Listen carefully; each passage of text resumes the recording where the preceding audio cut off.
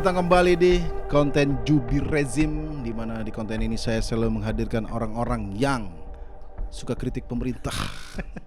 Tapi itu adalah bukti kecintaan terhadap negara ini dong. Dan kali ini kita sudah menghadirkan, ini adalah ex anak abah. Tepuk tangan buat Abdur Arsyad. Kenapa anak abahnya ada au gitu? Bingung, bom slide-nya bingung. Jadi au gitu. Kayak anak abah kayak serigala semua gitu ya. Waktu itu Anda Coki sama Viko kan diundang di Mata Najwa. Mata Najwa, betul. Mata Najwa. Betul. Waktu itu Coki agak bingung katanya. Iya. Pas Gibran gini-gini kalau nggak salah. Iya, nggak tahu dah, saya lupa itu debat yang keberapa. Iya, itu episode Gibran gini-gini tuh. Yang ke Pak Mahfud, langsung Coki mau resign gitu. Iya. Katanya itu dari dia. Gak ada. Enggak, ini juga enggak ya. Saya cuma ngomong-ngomong doang. Kalian dari Coki kan Pak Mahfud mana? Gitu, itu. Mana? Ada dari Coki ya. Dan kita kali ini bersama Abdur akan membahas tentang pendidikan di negara ini. Ya. Karena Tapi itu tadi ya tandanya kita tuh sebenarnya sayang. Kita semua sayang dengan negara ini. Karena orang yang kritik terhadap pemerintah itu, meskipun kata-kata kasar dan lain itu menurut saya cinta ya. Kecuali fitnah ya. Ya. Sampai sekarang sih fitnah. Saya nggak tahu ini fitnah apa enggak ya. Cina gitu saya. Ya betul. Kayaknya itu fitnah sih. Memang agak sipit akhir-akhir ini.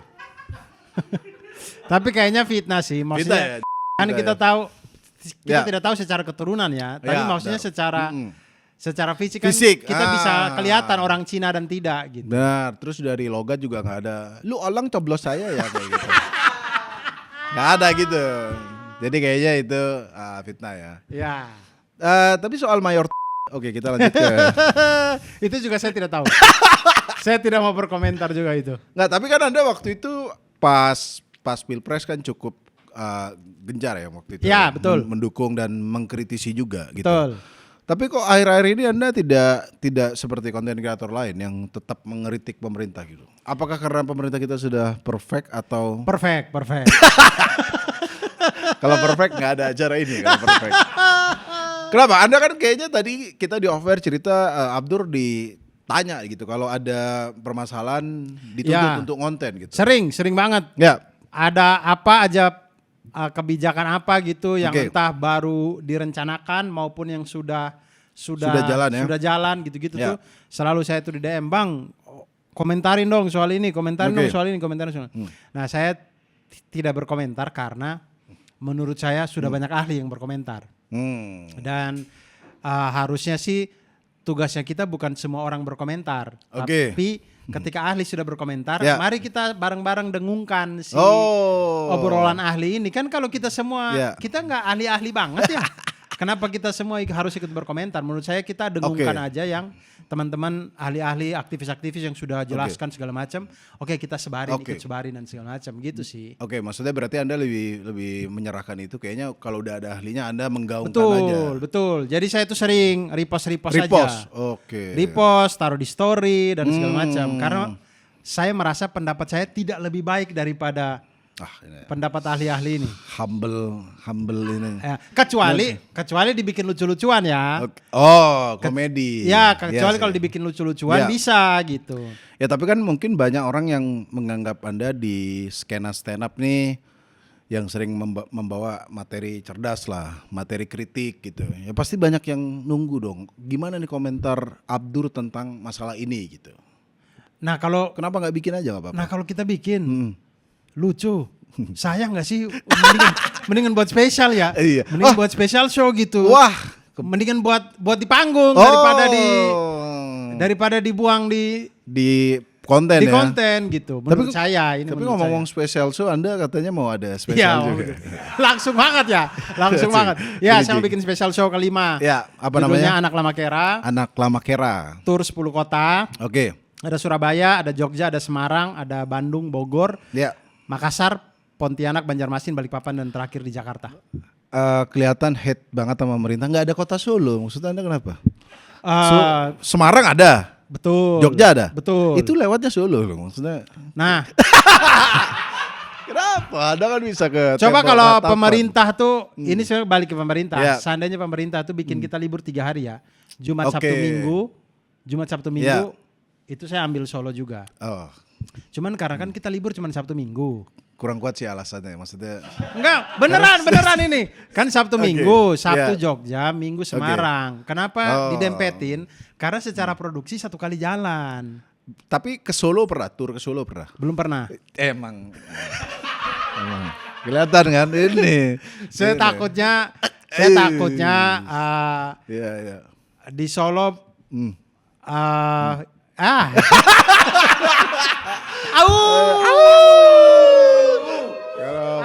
Kalau males pikir gitu.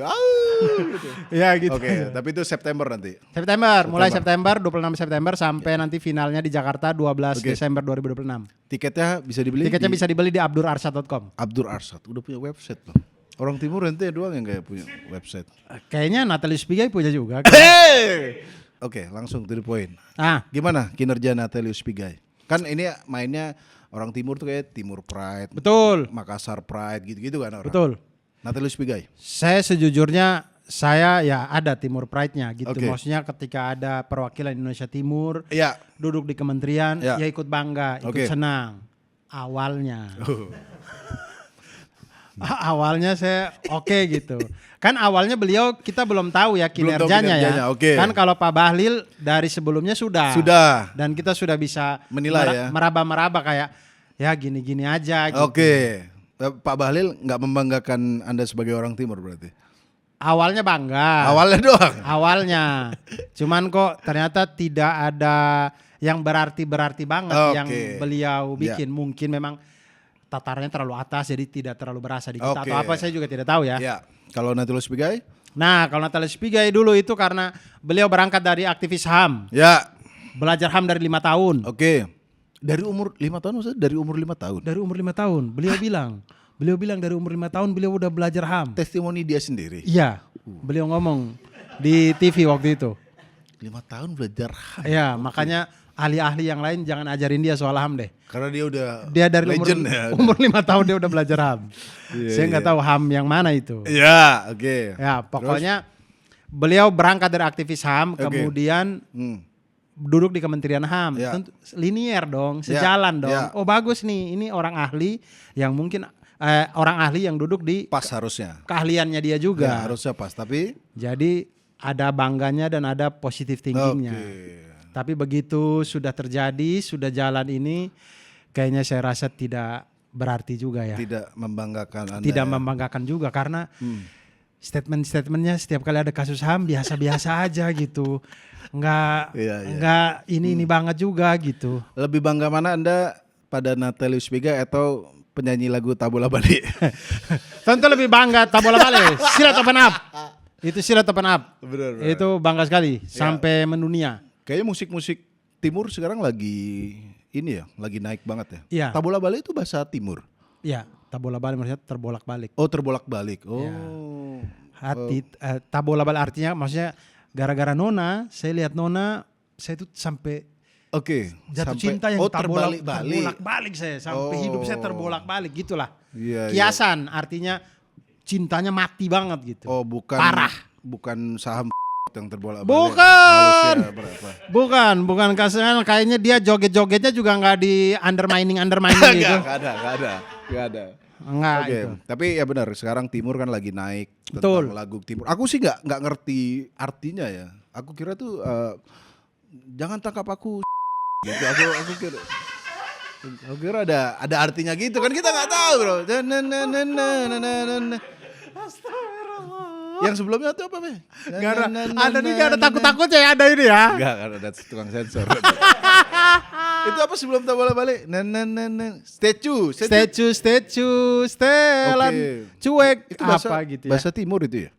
Itu bahasa Setelan cuek, Indonesia. ya. Tapi lagu Timur. Lagu Timur. Itu pemerintah cuek atau gimana tuh maksudnya? Tidak, itu lagu cinta juga. Setelan Oh, cuek lagu itu maksudnya cewek atau cowok gitu ya. Iya. Kemudian setelan cuek aja gitu. Maksudnya Oh. cool. Kalau mau mere itu yang ke kiri. Ya. Itu lagu Timur juga. Lagu Timur juga. Itu jujur menurut saya lagunya bagus. Ya. Cuma kalau dinikahan agak cering sih maksudnya. Ya sering. Dan enggak kan kita kan anak-anak muda gitu kan melihat bapak-bapak ke kiri. Dan itu enggak ada majunya ya. Pantes. Bentar, putar ke kiri. Iya enggak ada majunya. Ke kiri ke kanan. Enggak ada kata-kata ayo kita maju, bangun. Iya, enggak ada, bener lagi. Iya, enggak ada. Gaya itu dia. Itulah kenapa menteri kita juga kiri kanan doang. Anda jangan mengkritik menteri-menteri kita ya. Ini kita ada menteri sosial yang berbaik hati. Mensos anggarkan 27 miliar untuk beli sepatu sekolah rakyat. Tapi saya daripada dikasih sepatu ya, mending sekolah gratis gak sih?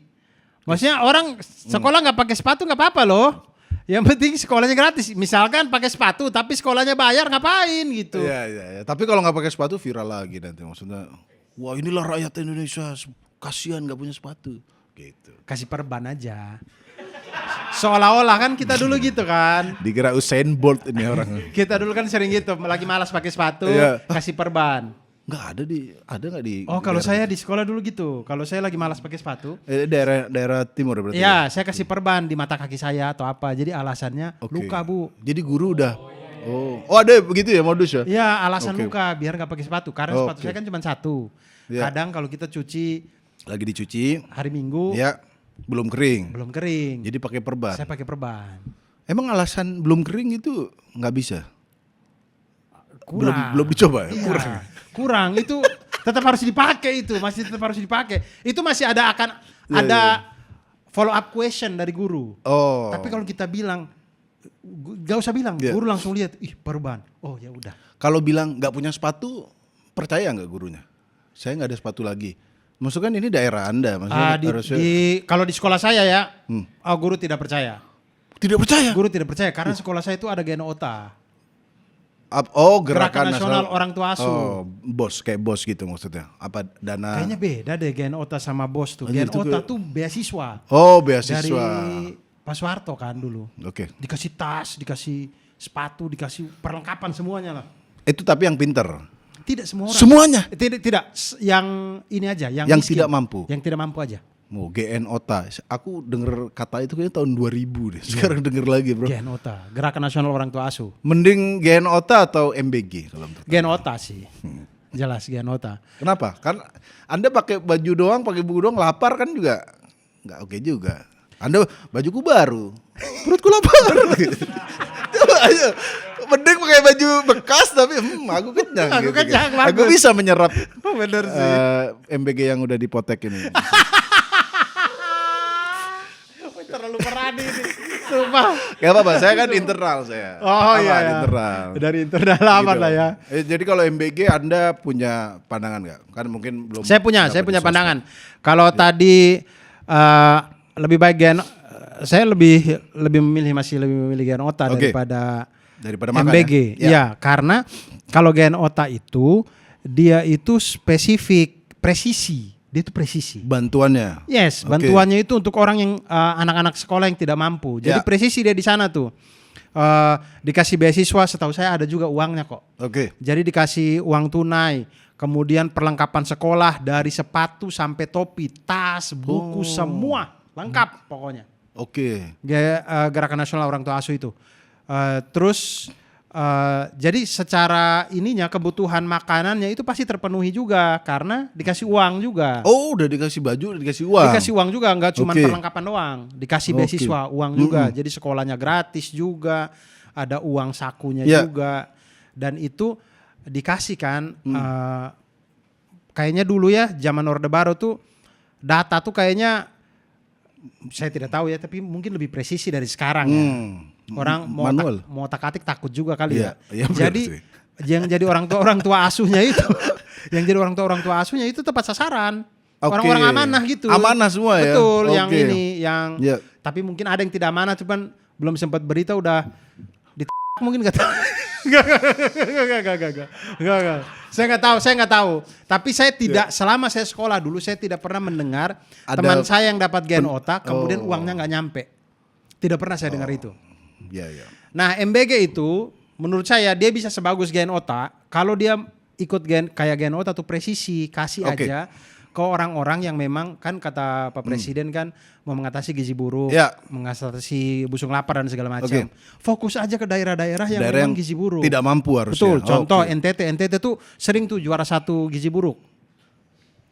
Serius, secara data memang mungkin enggak, ini data loh ini. Data memang begitu. Enggak, tapi karena yang ngomong dia kayak tapi memang iya. Bukan komedi nih, Bro. Bukan komedi.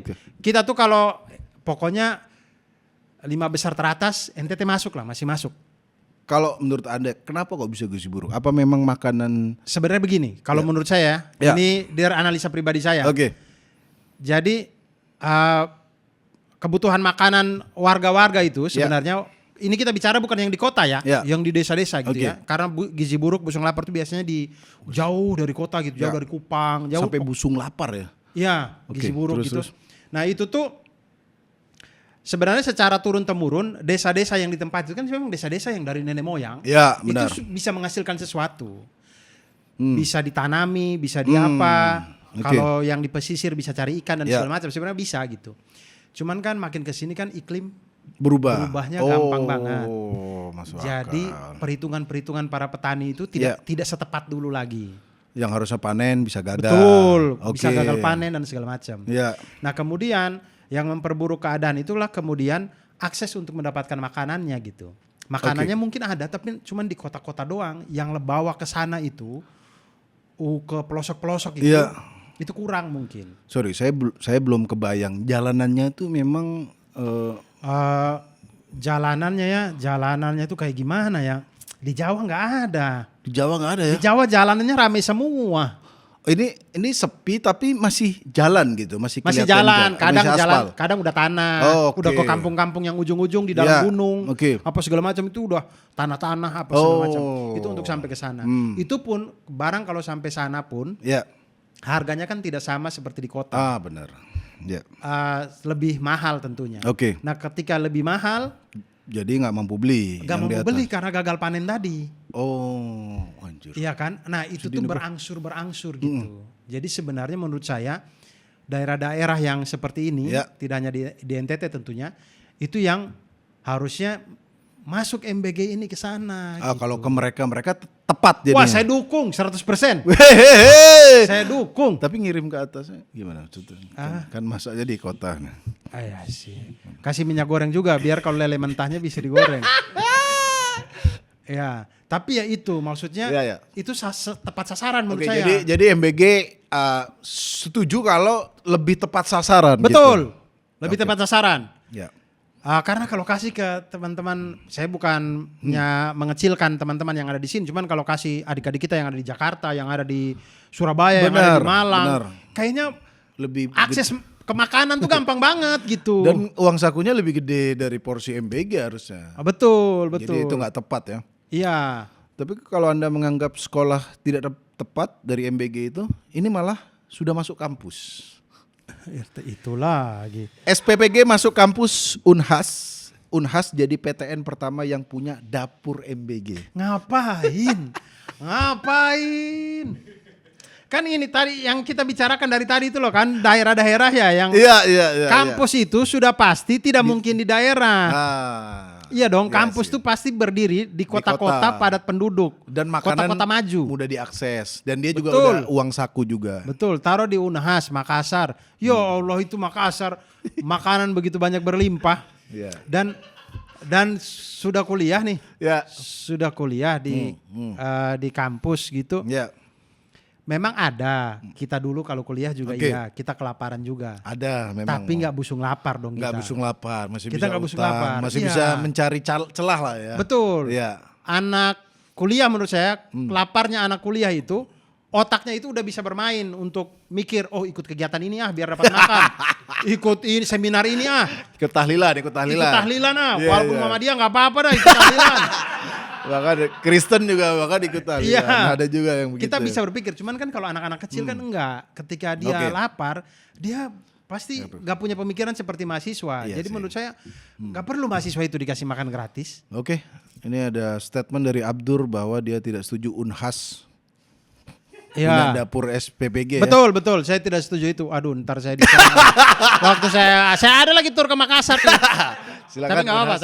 Tapi itu memang saya juga tidak setuju. Tapi saya yakin juga pasti di teman-teman di Unhas, ahli-ahli di Unhas juga pasti menolak itu pasti. Bahkan saya orang rezim pun nggak setuju dengan ini. Nah, bagus. Karena ini sangat, aku tuh sekolah swasta dapat MBG aja tuh udah aneh banget. Nah ini kampus ngapain? Iya Ya kan? Dan anak kampus ini kayaknya lebih butuh rokok ya kayaknya. Bahkan mereka bisa apapun gitu ya kan. Iya. Rokok mahal ya kan. Saya belum pernah dengar sih ada mahasiswa gizi buruk sih, belum pernah dengar ya. Oh iya juga. Gizi buruk tuh biasanya terjadi di masa pertumbuhan, biasanya. Itu dia. Ya aku pernah ngobrol sama guru gembul, dia bilang harusnya menunya jangan 10. Kalau ini digeser semua nih, yang swasta dan lain itu nggak dapet, digeser ke NTT dan lain, satu anak bisa 30.000. Nah. Jadi dia bisa nasi, bisa kintan, bahkan bisa hoka-hoka bento. Ya maksudnya intinya dia bisa lauknya lebih proper daripada hanya es kelapa waktu itu. Iya betul. Gitu yang nasi. Ada betul. Juga dapat kelapa bulat. Ada juga. Ada. Aku nggak tahu siapa yang kepikiran, kayak sepertinya siswa ini haus dikasih kelapa utuh begini. Mungkin karena dapur SPPG-nya capek kali potong satu-satu kali ya. Enggak. Dibuka juga aneh, datang-datang bawa kelapa. Begitu aneh.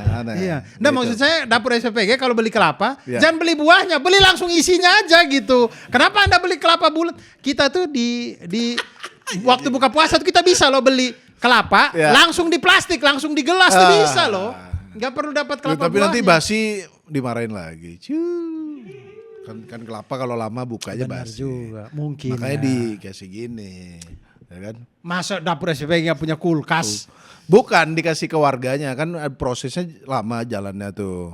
Terus nunggu siswa kan dibagiinnya mereka itu kalau nggak salah bulan puasa loh, jadi diminumnya nanti malam. Oh. Kalau gini nih buat SPPG, kalau Anda nggak punya ide di hari itu, kasih duit aja menurutku. Betul. Anda potong 2.000 nggak apa-apa deh, 8.000 deh. Cara beli nasi uduk, begitu. Iya. Nanti ade ini bilang SPPG hari ini apa? Ini nasi uduk. Nah, nggak usah disebutin, Anda dikasih cash ya kan, gitu. Iya. Daripada bingung apa ya hari ini, kelapa. Iya betul sih, betul. Jauh dari Jepang gitu bro. Betul, sebenarnya bisa gitu juga sebenarnya, kasih uang aja. Iya, tapi ada perdebatan juga kalau dikasih uang nanti beliin rokok sama bapaknya. Begitu. Atau kasih uang ke kantin-kantin sekolah. Itu sebenarnya solusi paling make sense. Tapi kan SPPG nggak bisa motek kalau gitu. Iya. Nggak ada joget gini nanti. Iya, benar sih. Itu. Benar ya kalau saya memang semakin mendalami MBG, sering nonton MBG, makin tidak memungkiri bahwa ada proyek-proyek di sini ada. Ada apa namanya? Di dapur SPPG itu kan yang bangun yayasan. Ya. Nanti lewat berapa ada izin dan lain pasti. Iya betul. Saya juga mau dong. Dan yang paling mengkhawatirkan itu menurut saya dengan terus pemerintah bersikukuh dengan MBG dan segala macam ini. Ya. APBN-nya itu sampai kapan ya? Sampai kapan bisa nanggung? Sampai saat ini kan kata para ahli itu kan APBN kita tuh udah minus sebenarnya. Udah tanggungannya udah minus. Oke. Nah ketika minus, terus mau ambil uang dari mana gitu? Iya juga ya. Iya, itu mungkin ya jalan yang lainnya adalah cari utang baru kan? Iya. Cari utang baru lagi. Ya utang kita tambah banyak lagi. Terus utang kita tambah banyak lagi. Rupiah makin lemah, beli hard disk eksternal makin mahal, rakit komputer makin mahal gitu. Beli RAM aja udah mahal kemarin ya. Iya kan, berasa banget sumpah, berasa banget. Ya apalagi produk luar negeri itu makin mahal-mahal banget sekarang. RAM tuh kemarin aku cek udah 3 kali lipat kalau nggak salah ya. Iya. Udah 2 jutaan ya. Iya, harganya udah nggak masuk akal menurut saya, mahal banget. Alat elektronik sekarang ya, alat komputer. Kita akan membahas soal kesejahteraan guru. Kan dulu Anda sempat jadi guru ya? Sempat jadi guru honor. Guru honorer. Guru honor. Di Malang. Honorer Malang. Betul. Gaji berapa? Saya lupa angka pastinya ya. Tapi sepertinya yang saya ingat mungkin sekitar 120 apa 150 ribu gitu. Per jam dong? Tidak, 1 bulan itu. 1 bulan 120 ribu? Per jam 120 ribu yang kaya raya saya. Dulu tuh satu jam pelajaran Rp8.000. Sejam Rp8.000. Rp8.000 di zaman saya. Kenapa gaji guru honorer tuh kecil? Pelajaran yang paling tidak penting di sekolah. Ya. Dari SD sampai SMA, PPKN dan Pancasila.